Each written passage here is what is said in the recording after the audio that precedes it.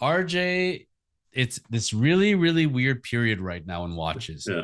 I kind of feel like the way it was in 2007, 2008 in real estate, when people were kind of saying, okay, I think the bubble's going to burst. I think there's going to be a whole Yeah. bunch of deals.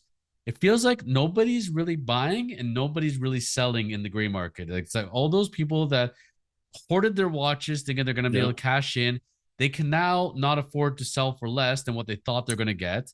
Buyers are waiting for those big deals. What is going on right now in watches and especially in the resale market as we are in early 2023? Where do you see things heading right now? Well, it'll be interesting when the first domino falls. And right now, like you said, it's it's almost like a game of standoff because you're seeing not much selling. There was a any Rolex that's less than completely desirable is a little bit less than list price that's actually moving. I think a Steel Explorer went for slightly under list plus tax on the forums not too long ago. All the two tones. So even some of the like the Steel Skydweller is now only a few thousand above list price. So what's going to happen soon enough? Because remember, Rolex makes 1 million watches a year.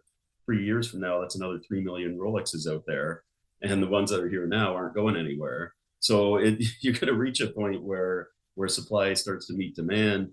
Right now, I'm getting calls from Royal de Versailles, and I thought they lost my number. And they're like, "Oh, we happen to have a two-tone something." It's like, "Oh, that's great. I never asked for one." But they're starting to find that now they have to put some effort into moving some of these pieces. So those gray dealers who would normally take it along with a Pepsi and a more desirable model, the math isn't making sense for them because what they'll lose on this piece won't be offset by what they gain on the other. So those guys are turning down the models. Those fly by night flippers who would just take whatever they could get, knowing that they could just drive down to the local gray dealer and make an extra 500 bucks or whatever it was. Those guys are out of the game now because the gray dealers aren't buying. They're sitting on too much stock as it is. So if they are buying, it's at a really reduced price so that they can at least make some kind of profit.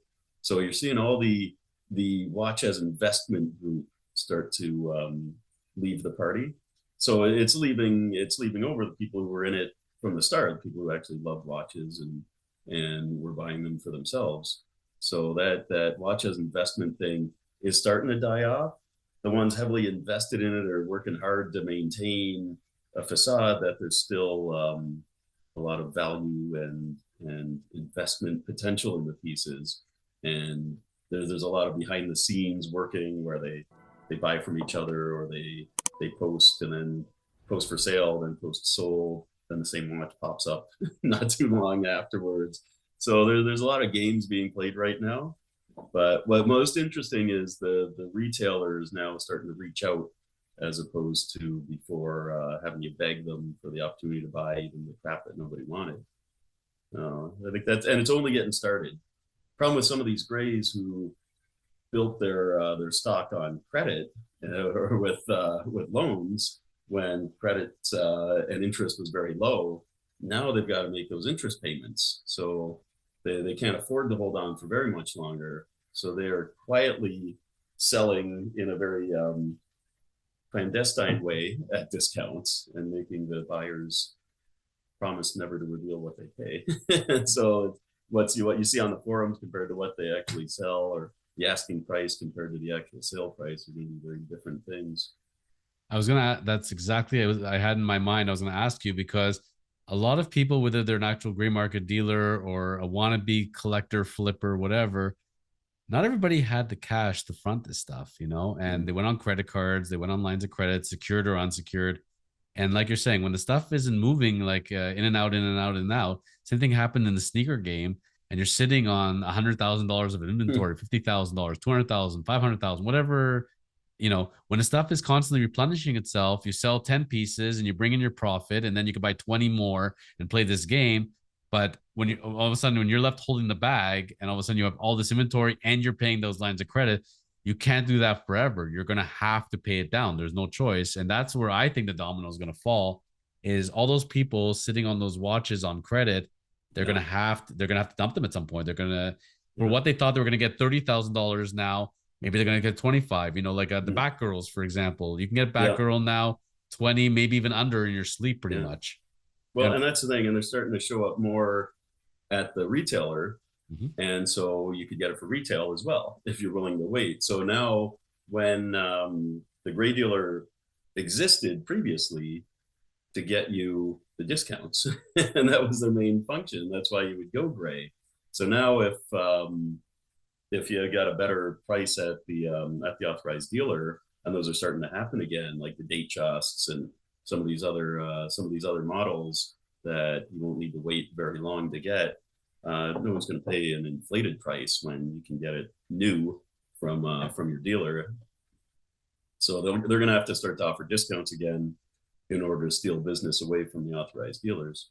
So why wouldn't you want a new watch fully stickered that no one else has worn and pay less for it? And no headaches.